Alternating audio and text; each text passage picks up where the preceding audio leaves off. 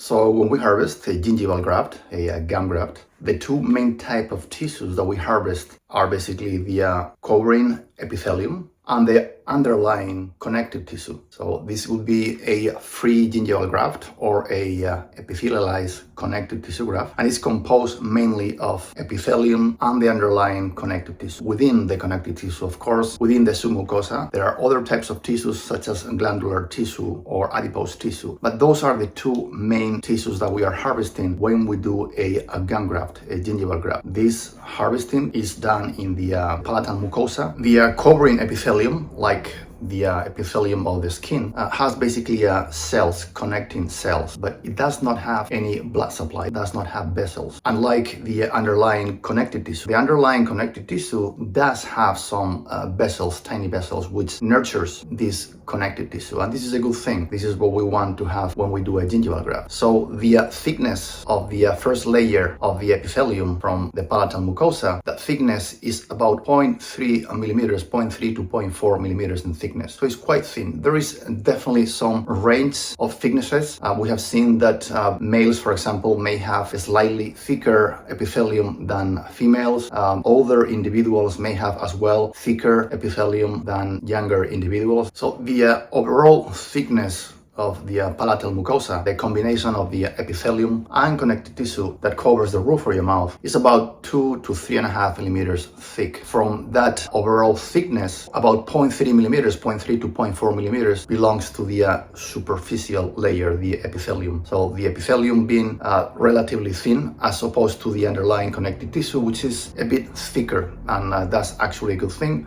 That connective tissue, like I said, has vessels as well as some glandular tissue and adipose tissue. The epithelium and connective tissue are pretty much attached or connected by what we call a lamina propria, which is dense connective tissue that attaches both layers of epithelium and connective tissue. So when we harvest a gingival graft, free gingival graft, we will be taking both the epithelium and underlying connective tissue. We want about 0.8, 0.9 millimeters thick, depending on the procedure that we are doing. So from, let's say, if we harvest a 0.8 millimeter thick gum graft, gingival graft, 0.3 to 0.4 would correspond to the superficial epithelium, and about 0.4 or so would correspond to the connective tissue. Different research groups have found the thickness of the palatal mucosa different. Asians seem to have a slightly thinner epithelial tissue as well as connective tissue. So bottom line, the first thing I would recommend you to do is, after you've numbed the patient, is to measure that thickness with your probe. What I like to do is basically I like to map the area, the donor site area, so that I know exactly what thickness I have on each location. And I usually aim for the premolar area, which is the area where you will find much thicker tissue and much more connective tissue, which is what we want. The thickest area where we can safely harvest from the palate corresponds to the premolar area, has a thicker tissue,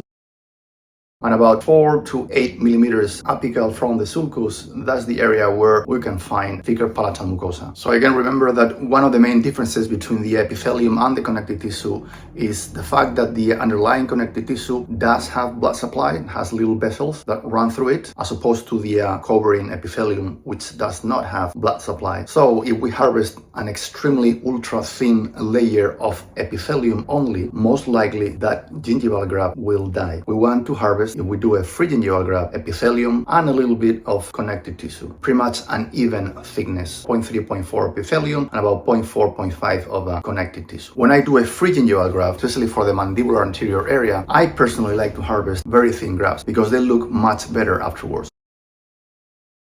Thinner gingival grafts will take much faster and will look nicer afterward, as opposed to taking a very thick one. Those usually don't look good after the graft has taken. But you have to be careful not to harvest an ultra thin tissue, especially on a patient that has thicker epithelium. If you harvest a very thin gingival graft, free gingival graft of about 0.3, 0.4 millimeters, 0.5 millimeters thickness, you may end up harvesting only epithelium and not connective tissue. That may lead to an unsuccessful procedure and your graft may not take. Remember that older people and smokers, for example, usually tend to have a thicker epithelium. So when you harvest free gingival graft, make sure you don't harvest an ultra thin, super thin layer of only epithelium. that may end up being detrimental for your graft. The graft again may not take. Research has also shown that patients with a thin biotype, those also, for example, that have existing gingival recessions, may also have thin palatal mucosa. Thin palatal mucosa means that you have less tissue to harvest from. So the first thing you need to do is, obviously, after you have numbed the patient, measure, sound that area, measure the thickness of the donor site, the site where you are about to harvest. And usually I prefer, like I said, the premolar area. If you want to harvest a denser connective tissue, remember that the layer right below the epithelium, that's the lamina propria, has a much denser connective tissue as opposed to the underlying submucosa, which may have more adipose and glandular tissue. So the two main types of gingival grafts are those that have both epithelium and connective tissue, or the second one would be those that only have connective tissue. There are different ways of harvesting, different ways of procuring the tissue. Usually when you harvest a second or a third time from the same site, the quality of the connective tissue is much better than the first time. So reharvesting is very feasible, something that actually I highly recommend. And I personally like it because we usually we find that the quality of that connective tissue is much better, is a much denser connective tissue. So again, the epithelium has no blood supply. The connective tissue is the one that has the underlying connective tissue, is the one that has the blood supply. And so the epithelium nurtures by diffusion from the underlying connective tissue. Research has shown that the overall thickness of the palatal mucosa, the donor site where we harvest the gingival grafts from, ranges from 2 to 3.5, 3.7 millimeters thick. We know that there are areas that are much thinner than that, even under 2 millimeters, 1 millimeter, usually around the canine area and the first molar coinciding with the palatal root of the first molar. That area usually presents a very thin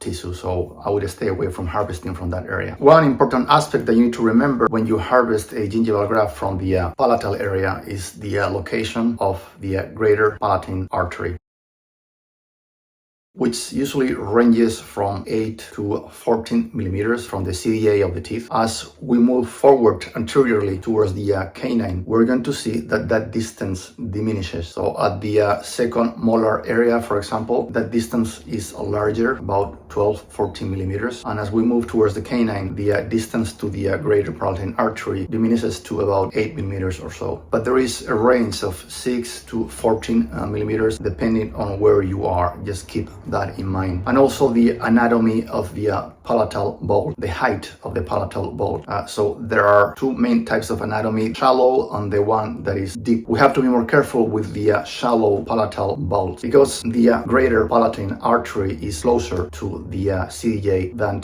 those palatal bowls that are deeper. So the shallow ones we have to be a bit more careful, and those distances may vary, may be slightly less. So the palatal bolt height is something to consider when you harvest from the palatal mucosa. Remember that there is a range of location of the greater palatine artery depending on how high is the palatal bolt.